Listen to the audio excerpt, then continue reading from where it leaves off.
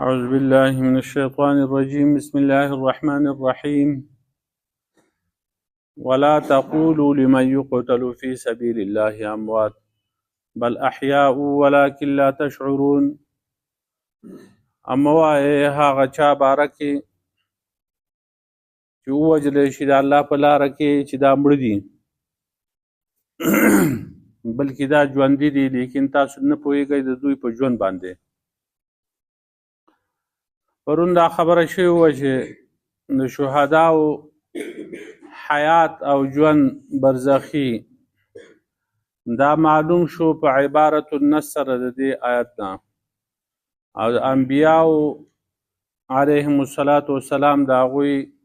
حیات او ژوند معلومیږي په دلالت النص سره. ځکه شهداو ته چې غټه مرتبه میلاو شوې ده هغو ته د برزخ ژوند حاصل دی، نو هغه په اتباع د پیغمبر کې نو چې هغو ته یو غټ ژوند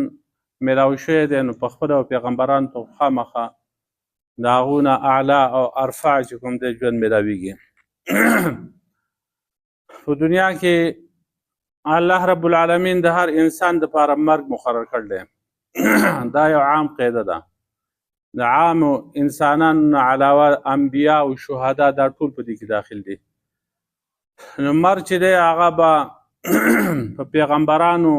او شهیدانو باندې هم راځي. البته د شهیدانو او د انبیاو د دنیا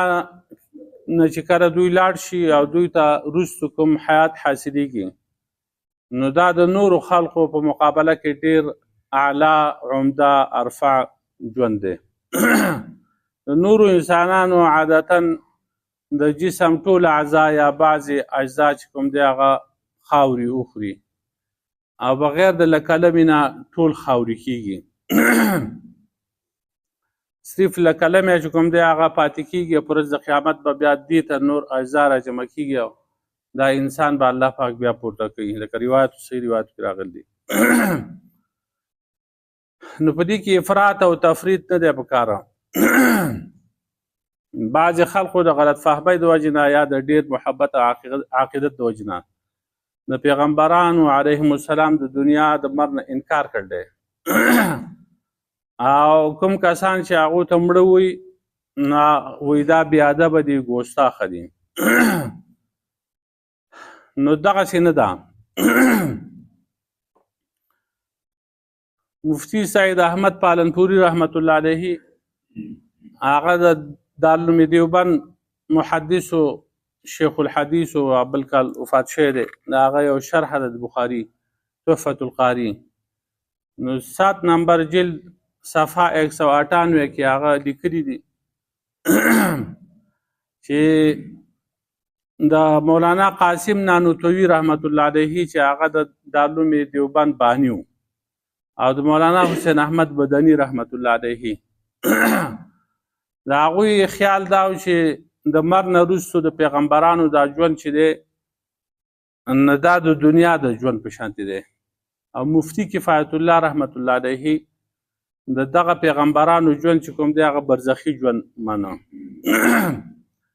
مولانا نانوتوي رحمت الله علیه په خپل رساله کې لیکل دي چې ما ته په دې خبره باندې اصرار نشته، زه په دې باندې اصرار نه کوم، هر ځای دا خبرې کوم هم نه، څوک تپوس وکړي نو د هغې مناسب جواب ورکوم. اوس په دې دواړو نظریو کې فرق دا دی چې د دنیا د حیات او ژوند چې کوم دی هغه منقطع شوی دی، ختم شوی دی او که نه دی. نو د دې اولني جماعت په نسبت باندې چې د هغه مولانا نانوتوي رحمت الله علیه او مولانا حسین احمد مدني رحمت الله علیه سره دوه شی ملګري دي، د هغو په نسبت باندې د دنیا ژوند ختم شوی نه دی او د دې دویم جماعت په نسبت باندې دا ختم دی. اوس په اول صورت کې بیا دا سوال پیدا کیږي چې د انبیای کرامو دا مرګ چې دی دا خو په قطعي دلایلو سره هغه ثابت دی چې قرآن کې موجود دي. نو د عدم انقطاع د حیات به بیا څه صورت وي چې پیغمبران چې کوم دی د هغو ژوند نه دی ختم شوی، دا به څنګه وي؟ نو مولانا مفتی سعید احمد پالنپوري رحمت الله علیه هغه لیکي چې دا مسله ما د کله چې زه طالب ومانو د خپل استاد مولانا محمد ابراهیم بلیاوي رحمت الله علیه د هغه نه ما تپوس کړو نو هغه ماته ووی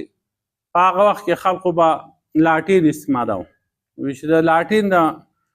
مړ کولو 3 طریقې دي. یوه طریقه یې دا ده چې بالکل یې مړ کړي رڼا ختم. دویمه طریقه یې دا ده چې باتي کمه کړي او رڼا یې مدم شي. او درېیمه طریقه د هغې دا ده چې ته هغې ته ګاته کېدي نو تا ته رڼا هغه راځي او نورو کسانو ستا ملګري چې کوم دی د هغو نه رڼا ختم شي. اول قسم چې کوم دی هغه د عامو خلقو مرګ دی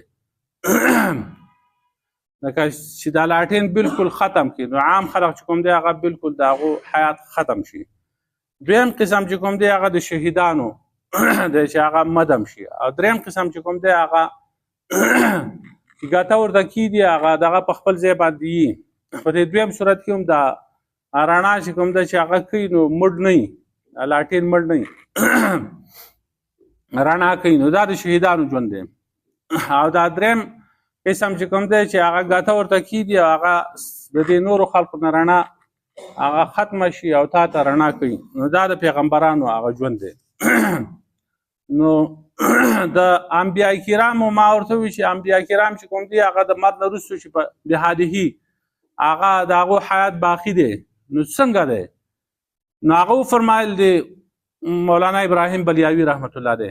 چې د روح د بدن سره یو تعلق دی تدبیری تعلق دی. تدبیر کله چې دا روح په دې بدن کې نو بدن ته چې کوم دی هغه 3 امتناعات حاصلېږي. 3 امتناعات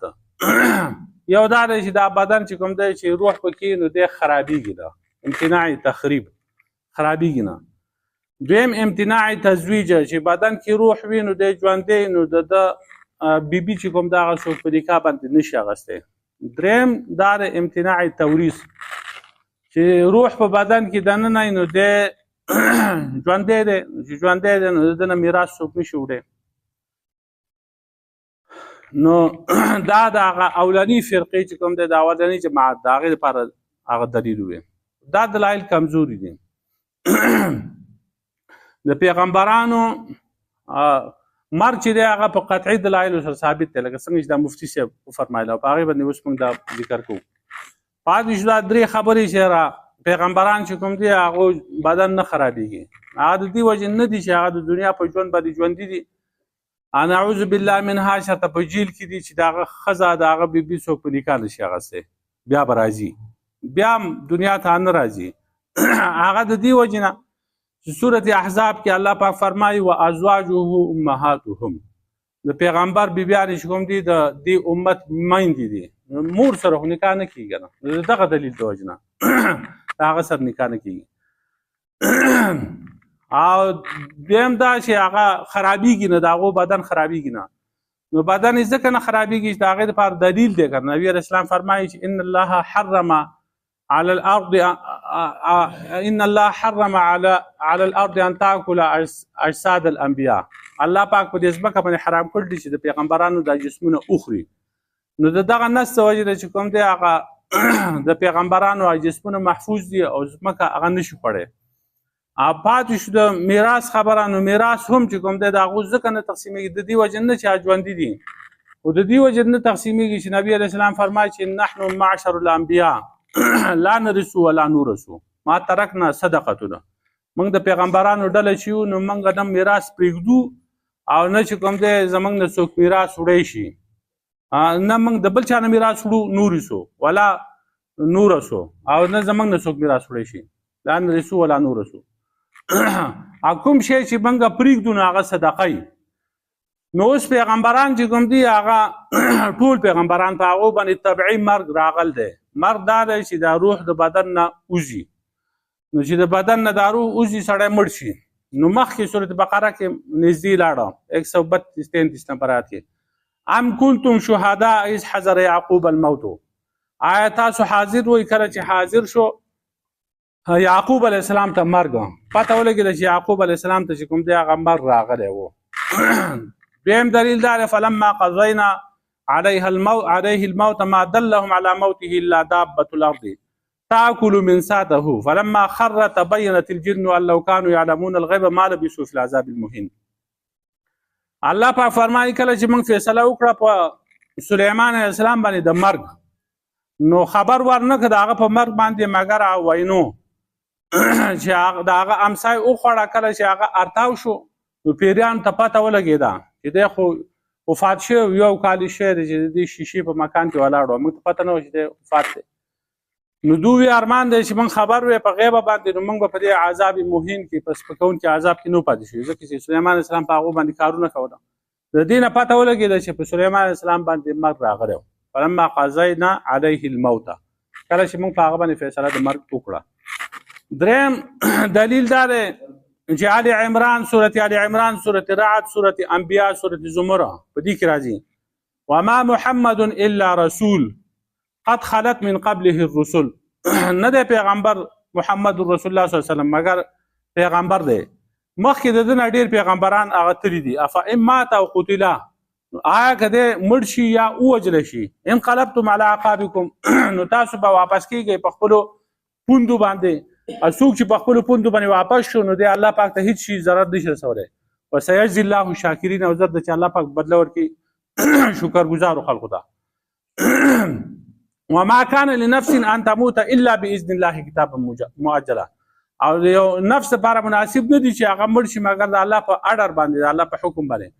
او په یو نیټه مقرره باندې نو د دې نه پته ولګېده چې محمد رسول الله صلی الله علیه وسلم هغه پیغمبر او په هغه باندې مر راغل دی هغه وفات شوی دی. یا بل ځای کې راځي سورة رعد کې واما نرينك بعض الذي نعدهم او نتوفينك فانما عليك البلاغ وعلينا الحساب که چې موږ وښیو تا ته بعضې هغه چې موږ تا سره وعده کړې ده یا موږ تا وفات کړو یقینا په موږ باندې رسول دي او په موږ باندې په تا باندې رسول دي او په موږ باندې حساب دی نو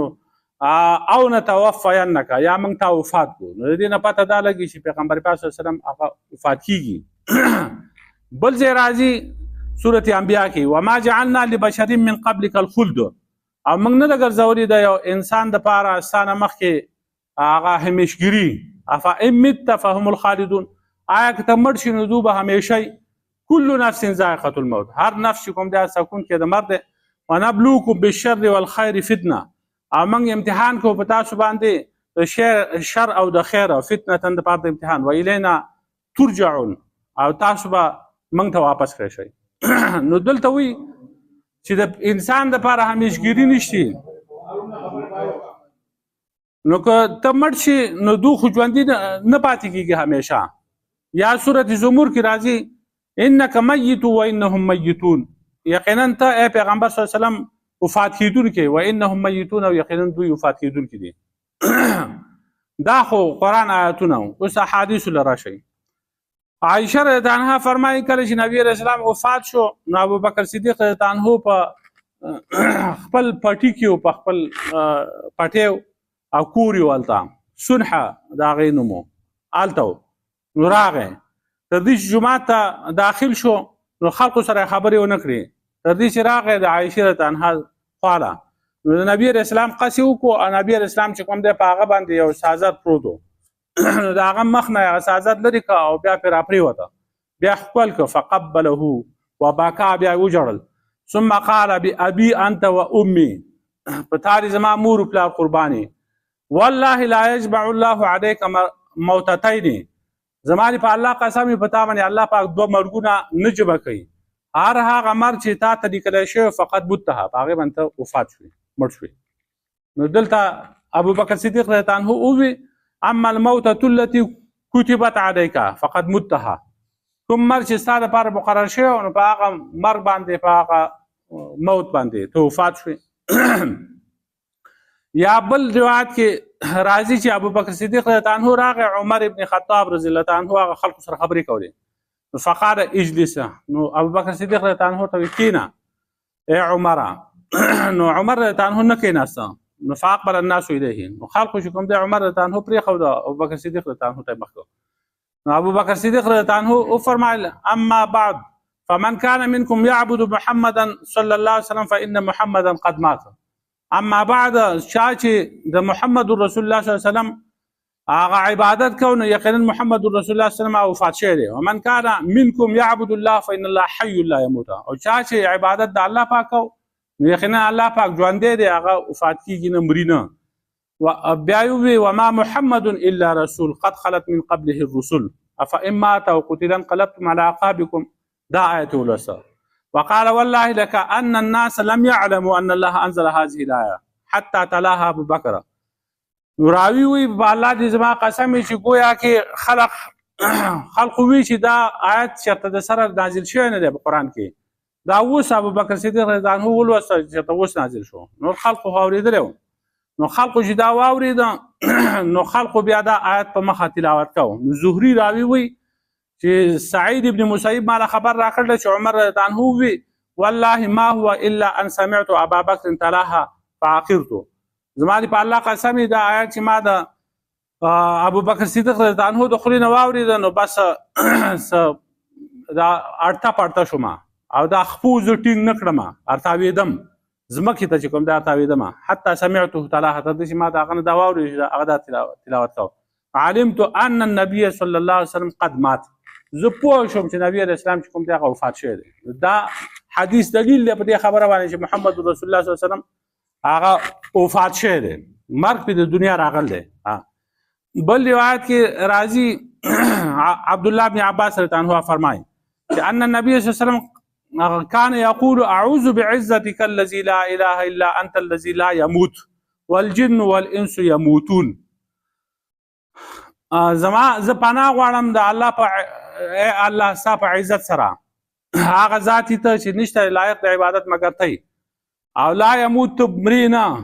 اے خدای ته نه وفات کیږي. والجن والانس يموتون. او جنات او انسانان چې کوم دي دا مري ختميږي. سورة ال عمران سورة عنکبوت کې بیا راځي كل نفس ذائقة الموت. هر نفس چې کوم دی هغه سکون کې د مرګ دی. وانما توفون اجوركم يوم القيامه. او یقینا تاسو له پورا بدلی درکول کېږي پر ورځ د قیامت. نو څوک چې دوزخ نه بچ شو او جنت والا جوړ شو نو دی کامیاب شو. وما الحیات الدنیا الا متاع الغرور. او ژوند د دنیا خو نه دی مګر هغه سامان د دوکې دی. یا سورة عنکبوت کې رسو بیا راځي كل نفس ذائقة الموت ثم الینا ترجعون. هر نفس کوم دی سکون کې د مرګ دی بیا به تاسو موږ ته واپس شئ. دغه چې د منافقانو په باره کې قرآن کې راغلی دی چې قل فدروا عن انفسکم الموت ان کنتم صادقین. ته ووایه دې منافقانو ته چې د خپل نفس نه دا مرګ دفع کوي که نه که چېرته تاسو رښتینی تاسو د مسلمانانو په باره کې دا وایه چې دوی جهاد له لاړ د هغې د وجې دوی مړه شو. تاسو چې په کور کې مدل درځئ نو دا دفع کولی شئ ځان نه شئ. بل ځای کې راځي سورة نساء کې اینما تکونوا یدرککم الموت ولو کنتم فی بروج مشیده. هر ځای چې تاسو یې نو مرګ به تاسو بیا مومي لاندې به کړي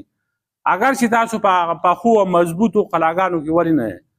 او سورة جمعه کې بیا راځي قل ان الموت الذي تفرون منه فانه ملاقيكم ثم تردون الى عالم الغيب والشهاده فينبئكم بما كنتم تعملون.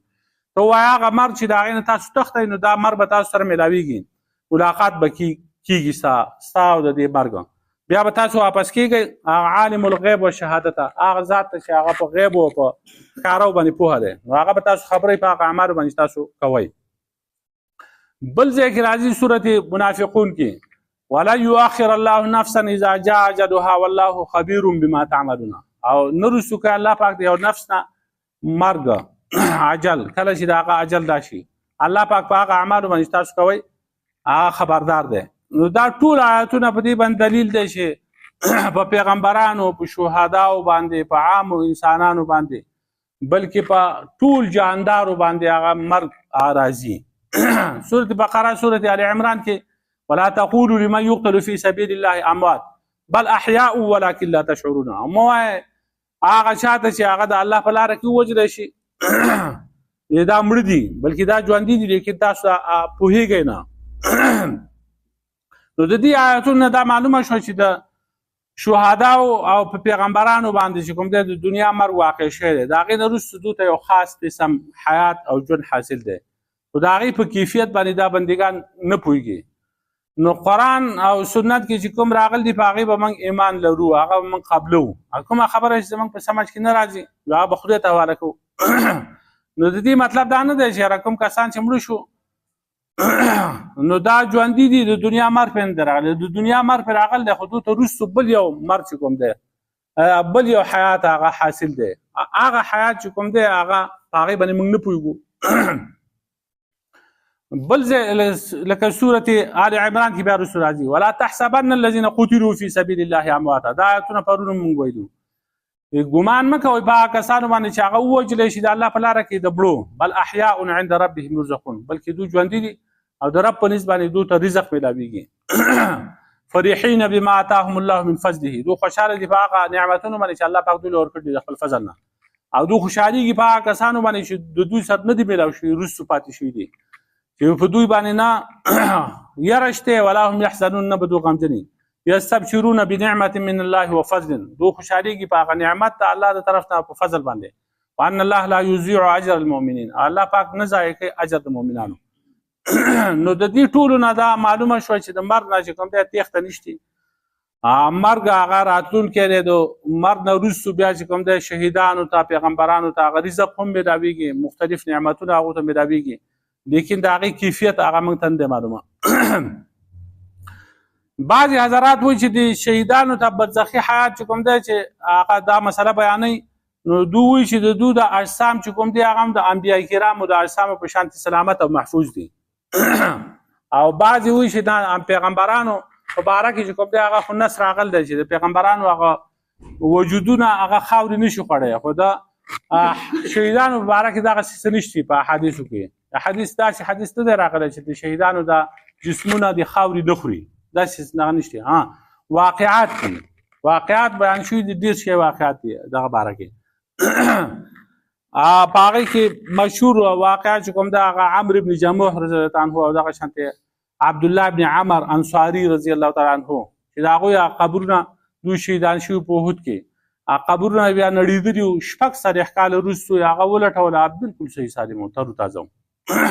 نو پیغمبران خو دوی تر و تازه هغه بلکل صحیح سلامت په قبرونو کې د هغو هېڅ شی نیمګړی کېږي نه او د شهداو په باره کې چې کوم دی خرق عادت طریقه باندې د خلاف عادت طریقه باندې که الله پاک هغه محفوظ ساتي نو الله پاک په هغې باندې قادر دی داسې ډېر شی واقعات دي د عبدالله رضی الله عنه جابر رضی الله عنه پلار د هغه واقعه هم دغه شانتې راغلی ده چې هغه هم 6 میاشتې وروستو هغه یې ولټو د قبر نه منتقل کو هغه هم بلکل صحیح سلامت و دا خو د وفات په باره کې چې کوم دی د مرګ په باره کې چې په دوی باندې مرګ راځي مرګ په ټولو باندې راځي په ټولو انسانانو باندې د هغې نه مستثنا چې کوم دی هغه شهید هم نه دی پیغمبر هم نه دی د دنیا مرګ پر هغه دنیا په اعتبار سره دوی مړه دي د آخرت په اعتبار سره د برزخ په اعتبار سره دوی ژوندي دي نو چې دا خبره کوو بیا اوږدېږي بس دا په سبا بیا ربنا ظلمنا انفسنا وان لم تغفر لنا لا اله الا انت ادري وسلم